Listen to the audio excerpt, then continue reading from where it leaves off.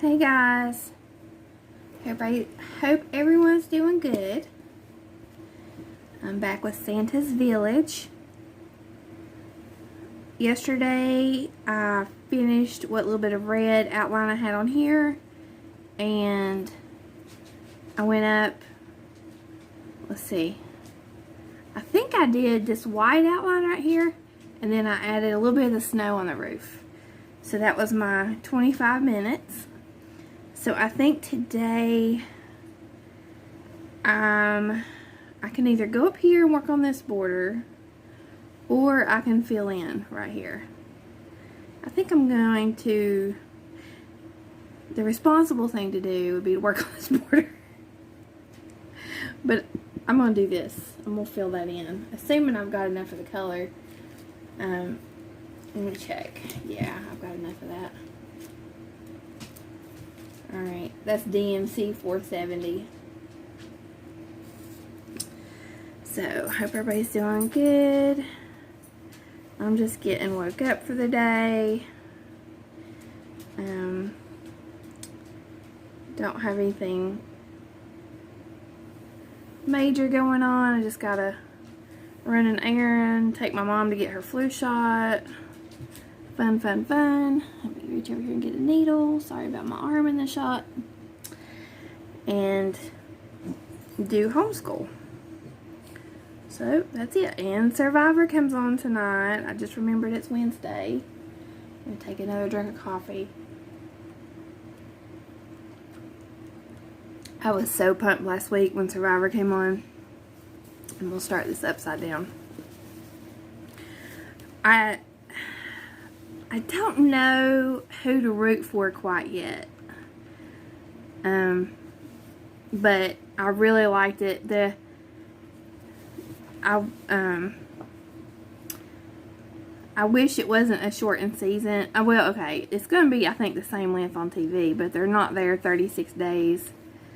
So that's different, and there's a few different things, but I'm just excited it's back on. And sorry if the camera's shaking. This thing bumps right up against my table that I have the camera arm. I don't know what that thing is called. The thing that holds my phone above my stitching, I love it. I can't think of what it's actually called. I can look it up on Amazon and show you guys a picture in editing, because what I've been doing is I use it for this, but also I turn it, because it's got a flexible arm and it holds your cell phone. So what I do is when I'm not doing my stitch with me's, I turn it, Moses over sneezing, I turn it and watch floss tube on it, so it raises my phone up to a height that is more comfortable for me. Because I'm already looking down a lot at my stitching, so to have it up means it gives my neck a break. Like I can lift my neck up and kind of rest it and watch floss tube or whatever. And then when I'm looking at my stitching, I can just listen to the floss tube. And I like that so much that I have been moving it over to my sewing table, and I have it curved over like by my sewing, so when I'm in there sewing, I can watch floss tube. And it's really handy. I actually think I'm going to get me a second one, because I keep moving it back and forth. And it needs to be at different angles on the different pieces of furniture, so it would be easier if I just had two of them. And it was not expensive at all. It's really handy. And also, I have taken it and hooked it to my bed, because in the pictures on Amazon, it shows you different ways you can use it. And one of the ways is you can hook it to like your headboard, and I've done that. Let me tell you what, if you're just not feeling good and you're just wanting to lay in bed and watch Netflix or floss tube or whatever, you can have that thing stuck on your headboard or something around your bed, like your nightstand or something like that. And in the arm, like, you just position it so that when you're laying down, the phone's like right there at a comfortable place for you to watch. It's super handy. I mean, okay, it feels like those old infomercials like that show like adaptive equipment. Like my mom, excuse me, my mom has one of those grabbers, so that if she drops something in the floor, she can just use her grabber to get it. So you know those like old infomercials. It's like, grab it, order now, and you'll get 2 for $19.95. It kind of feels like that one of those commercials, but let me tell you what, it's so handy. So anyway, I really like it. So if you are looking for something to hold your phone while you stitch, or it depends on how you stitch. I stitch sitting on my love seat, and I have one of those TV tray tables in front of me. If you've seen like me do my sew sampler unboxings, it's the thing that it's sitting on. It's one of the little bit bigger TV tray tables. I got it at Walmart, and it's bigger than the standard size. So I use that to put my Lori Holt metal stand on to hold my charts, and then I have like my scissors, thread. Right now there's a notebook on there, just different things. It's my stitchy spot. So that is what I have in front of me. So I hook it to that table for my phone. So it just depends on what your setup is. And let me make sure I'm not missing anything by filling this in. No, I'm not. So yeah, I really like it.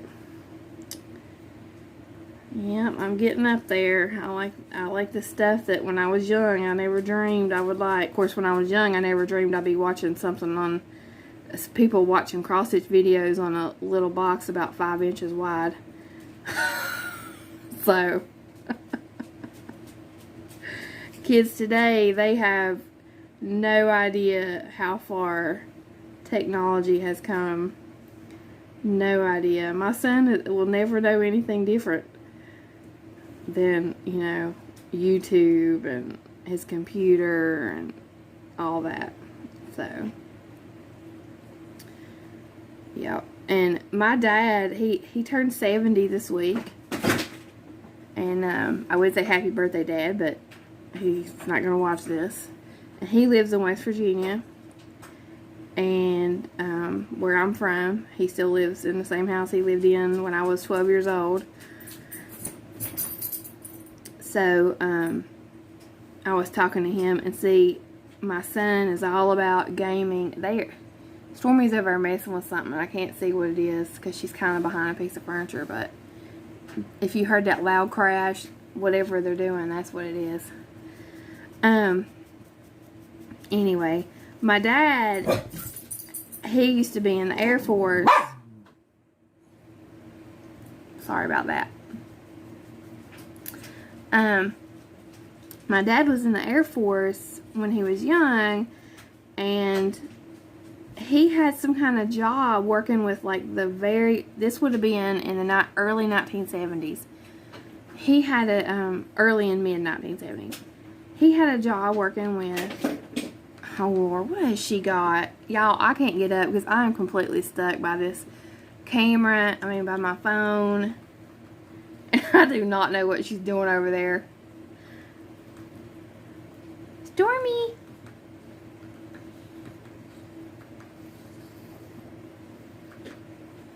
Stormy! She can't hurt nothing. I'm just worried she's knocked something in the floor and then Moses is going to eat it again. My husband pulled another roll of my washi tape out of Moses' mouth last night. I was in there sewing, and either I knocked it in the floor or Stormy knocked it in the floor. Stormy knocked my rotary cutter in the floor. She knocked another friction pin in the floor. She knocked my seam ripper in the floor last night. I was getting so frustrated. And she kept flying through there and swatting everything. Good thing she's cute. So, anyway, back to my dad, sorry. He worked with, like, the really early versions of computers in the Air Force, and he has always loved computers. So, ever since, you know, people started buying computers at home, he had one, he played computer games, and that's the way my son is. So it's funny because, like, you know, my son's 11, my dad's 70, and like they both like the same thing. They both like to do the same thing. So eventually, my son will be maybe playing the same games as my dad. Maybe they can play together and online, so that would be fun. So, okay, I need to tie this off.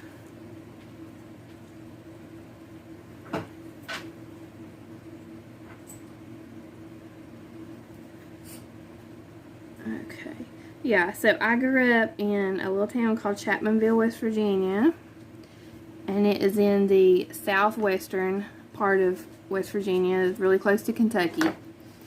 And I moved here. I had moved around the state during my college years, and in my 20s I lived in Morgantown, West Virginia, which is where I first went to college at West Virginia University. Spoiler alert, I did not graduate from there. But I did go there for I guess I lived there, well, 3.5 years I went there. And then I transferred to Marshall University, which, if you've ever seen that movie, We Are Marshall, with Matthew McConaughey.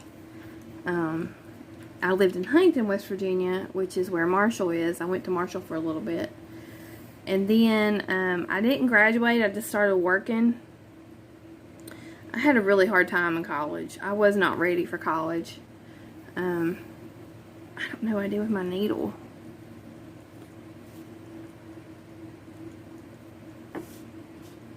Well, I mean, I have another one. I just don't know where I stuck that one. Did I leave it in here? Oh, there it is. Okay. So I just wasn't ready for college. I had some things I needed to, I don't know. I just didn't know. I don't know how to explain it. I just wasn't ready. I had a lot of depression and anxiety, and it was just too much for me. So, let me turn this around. So what I did is I stayed in Huntington, and I just worked. First I worked as a waitress, and then I just couldn't take waitressing anymore. Like, when people, you know, I just,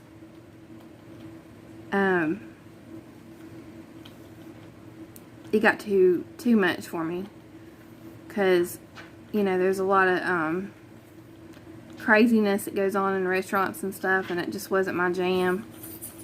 So I found another job.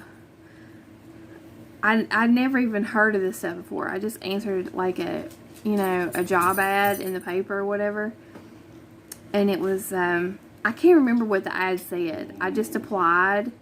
And basically, the job was to work with adults with disabilities. So, developmental disabilities. The old way of saying it is mental retardation, but they don't say that anymore. It's not PC, and it can be very hurtful to say that. So, that's one word. We do not say the R word in my house. But I just said it as a description just now to explain, you know, what I was doing. So the new way of saying it at that time was developmental disabilities. So, you know, just different disabilities. Most of them was, you know, low IQ, developmental issues, severe autism, things like that. And so the job was, they live in group homes of like three people in a house, sometimes 2 people, and they need to be staffed 24 hours a day. So if they have a job, you take them to work, you help them do their chores, their laundry, you cook. If they're able to, you just assist them in their daily living, and if they're not able to, then you have to help them get baths, cook their meals, take them to the store, that type of thing. Just help them live their lives. So I had never done anything like that before in my life. But I needed a job, and they were hiring. I was about 23 or something. Let's see. Maybe 22. Let's see. No, I was about 23. So I show up for work my first day, and the lady that I was working with, there was 2 ladies that lived there, and they had lived together for years and years and years. And the first day I showed up, if you've got little kids around, you might want to turn the volume down for a few minutes. The first day that I show up, she says she's going to take a shower or whatever, and I said, okay. And they don't really train you. That you get CPR training. You get like the state mandated training out of books and stuff, but like it's nothing like real life. Nothing. So she says,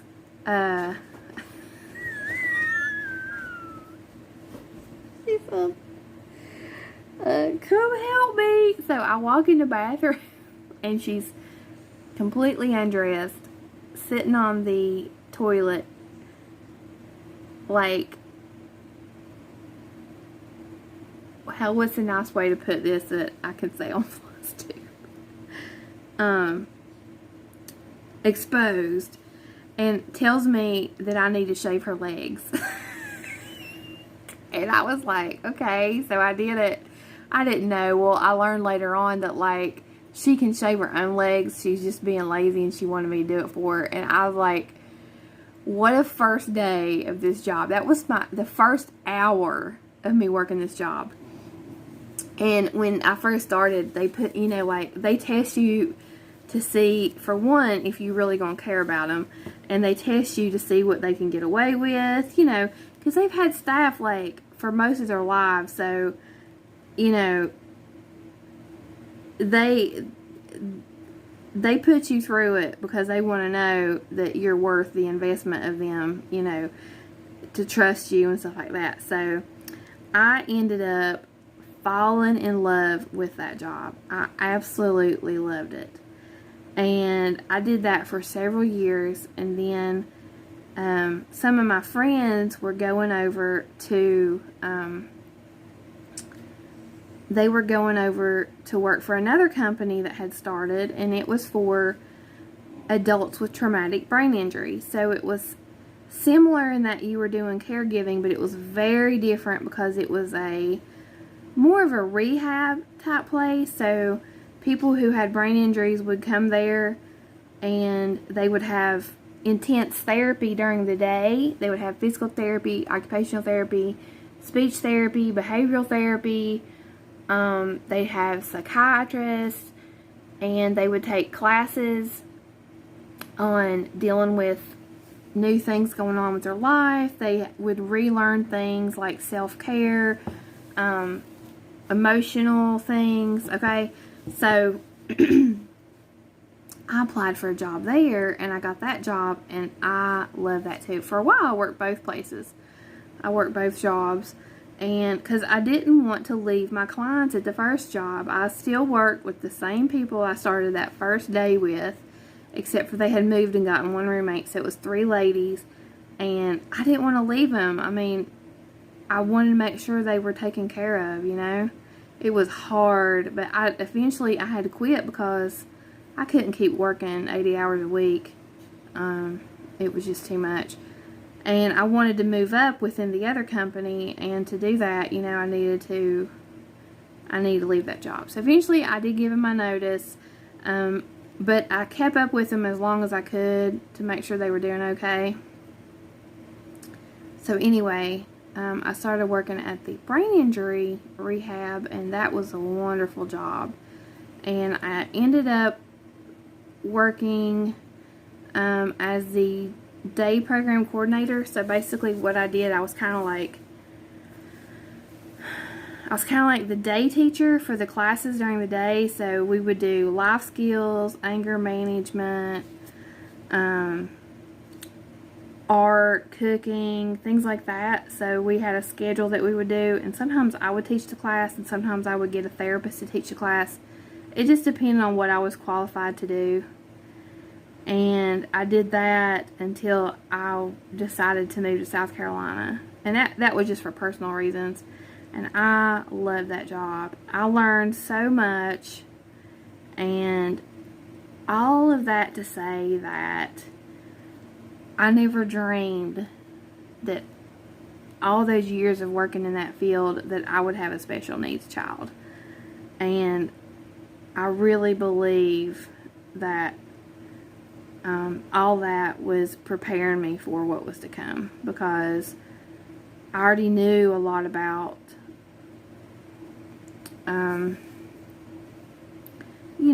developmental delays, behavioral issues, the doctor speak, the educational speak like IEPs, all that stuff. So now what I didn't know was anything about parenting. But I did have an understanding in general about that stuff. So it really helped me. It's really helped me in ways of being a special needs mom. But I'm telling you what, it's hard. I ain't gonna lie, it's hard. But I'm really thankful for those experiences and for working in those fields, because it really made a difference. And let me see how I'm doing on time. 22 minutes. Well, I think this might just be a short video today. I really don't want to get another length of thread out. That went a lot faster because of just filling in. So normally it takes me almost 30, well, it's because I stop and talk so much. But it did go faster filling that in. But yeah, that was what I did before I moved to South Carolina. So if I did go back to school several years ago, Parker was, I don't know, how old was Parker? He was in public school. I went back to school. I finished my associates in accounting. But we realized really quickly, my husband went back to school and I went back to school. Like, we overlapped. He got his degree and then I focused on getting my associate's degree. I realized, we both realized that me working outside the home, every time I would go to work, other than being a substitute teacher, because I did that while Parker was in school, and I had a lot of flexibility with when I would accept jobs. So I loved being a substitute teacher. I absolutely loved it, and I miss it a lot. If there was any way that I had like childcare during the day, I would still work occasionally as a substitute. But anyway, yeah, that Parker needed to be at home and have like full-time care at home. So that's why I never did use my accounting degree. So maybe when he's older, we'll see. But so yeah, it's a little bit of about me today. And so I think that's it. I'm going to end here, get this uploaded, and I will see you guys soon. Bye.